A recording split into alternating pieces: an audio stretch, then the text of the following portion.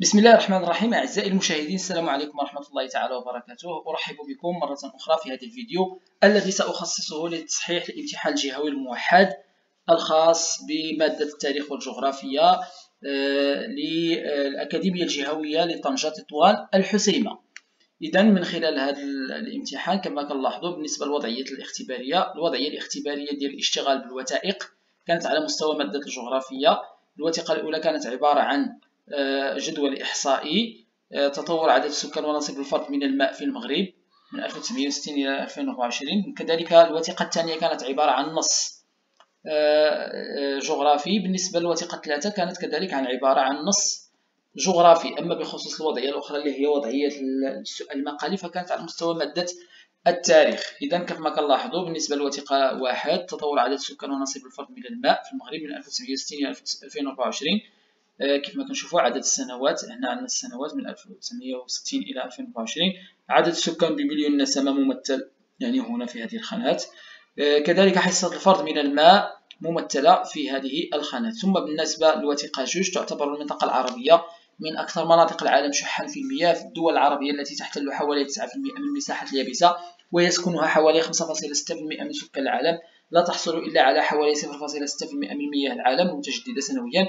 ولهذا فإن ثمة دول عربية هي الأردن والبحرين والكويت وليبيا وقطر والسعودية والإمارات واليمن، تعد من بين أفقر 10 دول في العالم، حيث تقل حصة الفرد من الماء عن 500 متر مكعب في السنة.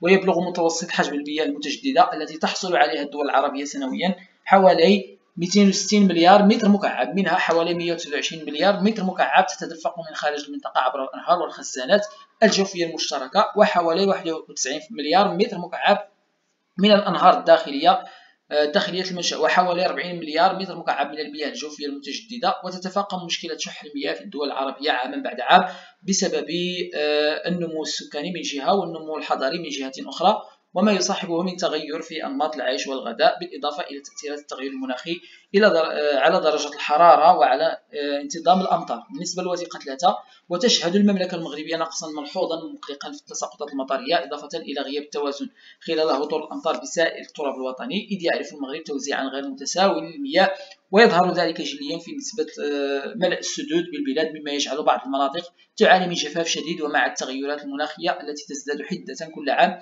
يزداد هذا التحدي تعقيدا، مما يستدعي اتخاذ إجراءات استباقية وناجعة، حيث سارعت الحكومة المغربية في تنفيذها منذ أن بدأ الجفاف يلقي بظلاله ببلادنا، تماشيا مع التوجيهات الملكية الرشيدة لصاحب الجلالة نصره الله. ومن الحلول المستدامة التي يمكن اعتمادها نجد تعزيز تقنيات إعادة تدوير المياه وتحليتها ومعالجتها من أجل استخدامها في الزراعة والصناعة وباقي القطاعات الأخرى، كما يجب تحديد تقنيات الري لجعلها أكثر فعالية واقتصادا للمياه، وتشجيع المزارعين على تبني ممارسات زراعية مستدامة لتحسين كفاءة استهلاك المياه في الزراعة. بالإضافة إلى ذلك تزداد الحاجة إلى برامج للتوعية حول أهمية المحافظة على المياه، حيث يمكن أن تلعب المجتمعات والأفراد دورا هاما في تقليل استهلاك المياه وتبني إعادة استعمال سليمة واقتصادية. إن حل أزمة ندرة المياه في المغرب يتطلب جهودا مشتركة من حكومة ومجتمع مدني وكافة الفاعلين لضمان استدامة استخدام المياه وتحسين إدارتها لتلبية الاحتياجات الضرورية وضمان مستقبل مستدام ببلادنا. يعني هذه هي الوثائق. غادي نمشيو نشوفوا المطلوب، يعني بعد قراءة الوثائق بتأني كنمشيو للمطلوب. عندنا هنا أولا حول المعطيات الخاصة بعدد سكان المغرب الواردة في الوثيقة واحد إلى مبيان مناسب. يعني هنا غادي نردوا البال أنه فقط مطلوب منا المعطيات الخاصة بسكان المغرب في الوثيقة واحد. غادي نمشيو نشوفوا الوثيقة واحد كيف ما كنلاحظوا، يعني غادي نمثلوا فيها هذه المعطيات فقط: عدد السكان بمليون نسمة، يعني المعطيات المتعلقة بالسكان فقط. وبالتالي أو المبيان المناسب، والمبيان المناسب هنا هو المبيان بالمنحنى، بحيث أن عدد السنوات هنا يفوق 4 سنوات، يعني عندنا 7 ديال السنوات، وبالتالي غادي يكون المبيان بالمنحنى. وللإشارة راه في التصحيح عادة ما يعني تتضمن عناصر الإجابة أنه تعتمد الصيغتين سواء بالمنحنى أو بالأعمدة، ولكن هنا المبيان غادي يكون بالمنحنى. ثم كذلك يعني يجب أن تمثل هذه العناصر واحد التمثيل اللي هو دقيق جدا. وكذلك المبيان خصو يتضمن مجموعة من العناصر اللي هي أساسية كالعنوان والمقياس والمصدر والمفتاح الى غير ذلك، وكذلك يعني واحد المقياس اللي هو يكون دقيق الى غير ذلك، يعني يتضمن جميع العناصر الاساسيه. وبالتالي غادي نرجعوا للسؤال الاخر اللي هو السؤال رقم 2. اصف من خلال الوثيقه 1 والمبيان الذي انجزته وتيرة تطور عدد السكان ونصيب الفرد من الماء في المغرب. يعني هنا السؤال غادي ندير واحد الوصف لوتيرة تطور عدد السكان من خلال المبيان اللي درناه، يعني غادي يبان لنا واحد التطور ديال عدد السكان، وكذلك نصيب الفرد من الماء في المغرب من خلال الوثيقة 1 وكذلك المقارنة بينهما. وبالتالي هنا خصنا نعرفوا بلي أن مطلوب منا 3 ديال العناصر، يعني وتيرة تطور عدد السكان ونصيب، يعني في علاقته مع نصيب الفرد من الماء في المغرب وكذلك المقارنة بينهما.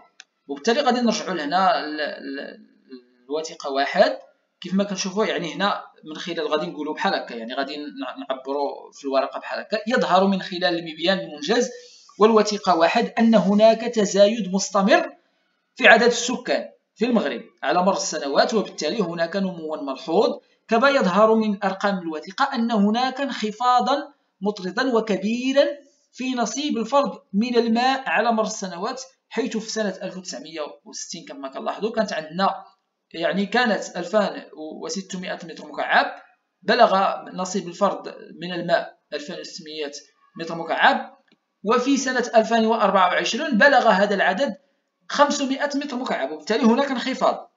أما بخصوص الشق الأخير من السؤال يعني المقارنة، فهناك اتجاهان معاكسان، السكان يرتفعون والماء يشهد انخفاضا حادا، أو نصيب الفرد من الماء يشهد انخفاضا حادا، يعني هناك اتجاهان معاكسان، السكان في ارتفاع ونصيب الماء في انخفاض. يعني هكا غتكون الإجابة. غادي نرجعوا للسؤال الآخر اللي هو السؤال التالي. السؤال الثالث: استخرج من الوثائق أعلاه المعطيات التالية. من الوثيقة 2 مظاهر الخصاص المائي بالعالم العربي، يعني من الوثيقة 2 غادي نستخرج مظاهر الخصاص المائي بالعالم العربي. وبالتالي بلا ما نرجعوا للوثيقة، يعني هناك يعني من بين المظاهر ديال الخصاص المائي بالعالم العربي أن هذه المنطقة العربية تصنف كأكثر المناطق ندرة على مستوى العالم، والتي لا تحصل إلا على 0.6% من المياه المتجددة سنويا. وكذلك كمظهر عندنا 8 ديال الدول العربية من بين أفقر 10 دول في العالم من حيث حصة الفرد من الماء التي تقل عن 500 متر مكعب في السنة. كذلك كمظهر عندنا متوسط حجم المياه المتجددة التي تحصل عليها الدول العربية غير كافي. كذلك عندنا كمظهر تفاقم مشكلة شح المياه في العالم العربي. أما بخصوص الوثيقة 2 العوامل، يعني نفس الوثيقة، العوامل المفسرة لمشكل الماء بالعالم العربي، يعني ما يفسر مشكل الماء بالعالم العربي، نجد النمو السكاني، كذلك النمو الحضري. غادي نرجعوا للوثيقة من الأفضل. عندنا تتفاقم مشكلة شح المياه عام بعد عام بسبب ماذا؟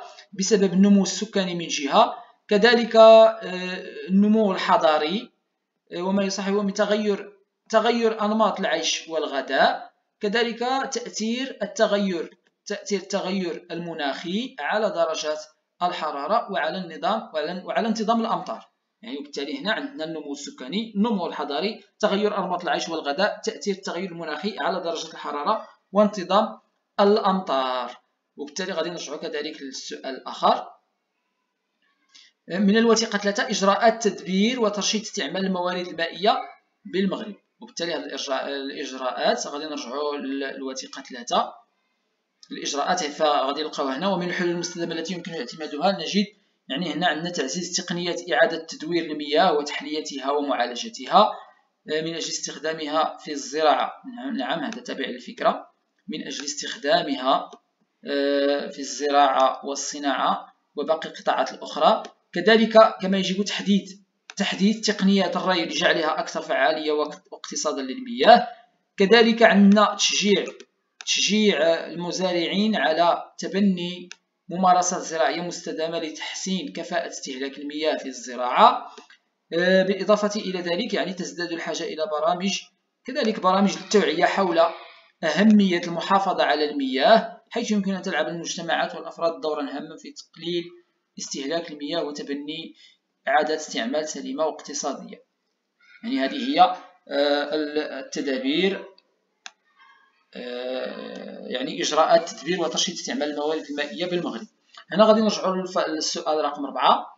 اكتب موظفا مكتسبات المعرفية والمنهجية فقرة أبين فيها الجهود المبذولة لمواجهة ظاهرة التصحر بالعالم العربي. يعني غادي نكتب واحد الفقرة مركزة على الشكل التالي. مثلا: عملت الدول العربية على التخفيف من حدة التصحر من خلال إقامة الحواجز والتشجير واستصلاح الأراضي وتوفير المراعي العصرية والبنية التحتية والتقنيات الحديثة وجلب الاستثمارات، بالإضافة يعني إلى وضع قوانين وخلق مؤسسات تراعي الموارد المائية أو ترعى الموارد المائية والغطاء النباتي والتربة، واعتماد البرنامج العربي لمكافحة التصحر وآثار الجفاف. أعيد: عملت الدول العربية على التخفيف من حدة التصحر بإقامة الحواجز والتشجير واستصلاح الأراضي وتوفير المراعي العصرية والبنية التحتية والتقنيات الحديثة وكذلك جلب الاستثمارات، بالإضافة إلى وضع القوانين وخلق مؤسسات ترعى الموارد المائية والغطاء النباتي والتربة وكذلك اعتماد البرنامج العربي لمكافحة التصحر وآثار الجفاف. وهنا غنكون جاوبت على هذا السؤال هذا اللي عليه نقطتان. ثم غادي نجو للوضعية الأخرى اللي هي وضعية الموضوع المقالي اللي كانت في مادة التاريخ. يعني هناك موضوعان اختياريان غادي نختار واحد فيهم ونجاوب عليه. بالنسبة للموضوع الأول: عرف العالم الرأسمالي خلال القرن ال19 ومطلع القرن العشرين تطورات مهمة شملت مختلف المجالات كان من نتائجها المباشرة بروز حركة التوسع الإمبريالي التي ساهمت في نشوب أزمات دولية مهدت لاندلاع الحرب العالمية الأولى. اكتب موضوعا مقاليا أبرز فيه مظاهر التحولات الاقتصادية التي شهدها العالم، الأسس التي ارتكزت عليها التحولات الاقتصادية في العالم، الأزمات المترتبة عن التنافس الإمبريالي. وبالتالي هنا أولا مظاهر التحولات الاقتصادية التي شهدها العالم. تجلت هذه التحولات على المستوى الاقتصادي، عندنا فلاحيا، ثم كذلك صناعيا، ثم يعني تجاريا.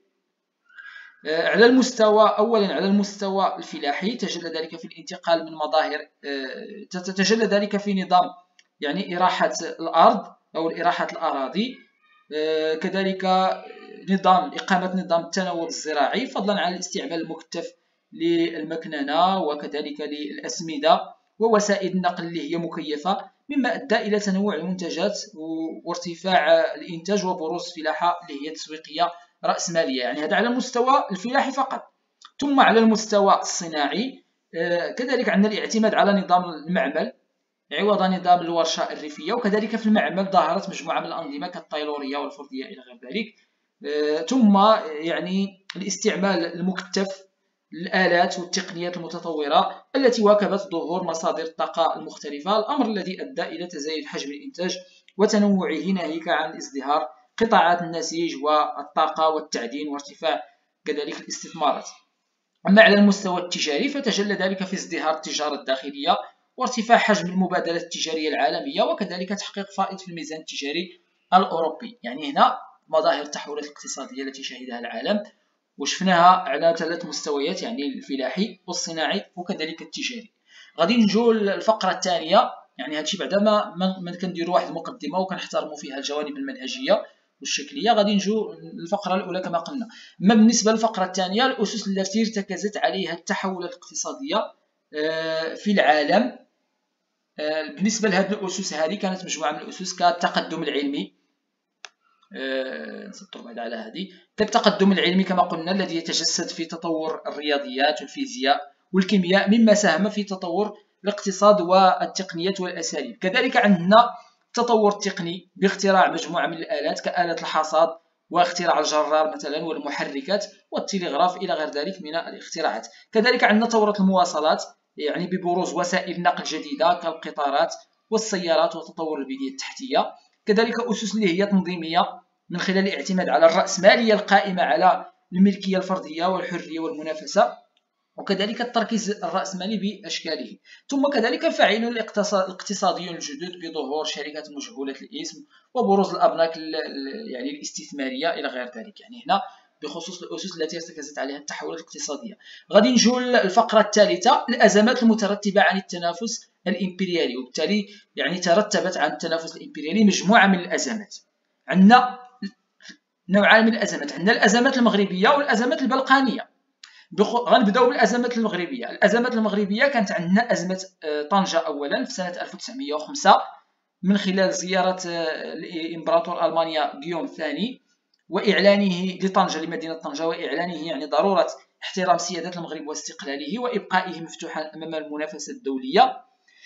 كذلك الأزمة الثانية المغربية اللي هي كانت أزمة أكادير في 1911 والتي من خلالها تم أرسلت ألمانيا بارجة حربية لميناء أكادير احتجاجا على احتلال فرنسا لفاس ومدن أخرى. يعني هذه كانت الأزمات المغربية. ثم كانت هناك الأزمات البلقانية. الأزمة البلقانية الأولى اللي كانت في سنة 1908 بإقدام النمسا على ضم البوسنة والهرسك مما أغضب صربيا. ثم عندنا الأزمة الثانية أو الأزمة البلقانية الثانية اللي كانت في سنة 1913 بسبب نزاع دول عصبة البلقان حول ممتلكات الإمبراطورية العثمانية. يعني هذو هما الأزمات. عندنا قلنا الأزمات المغربية والأزمات البلقانية. الأزمات المغربية كانت أزمة طنجة في 1905 وأزمة أكادير في 1911.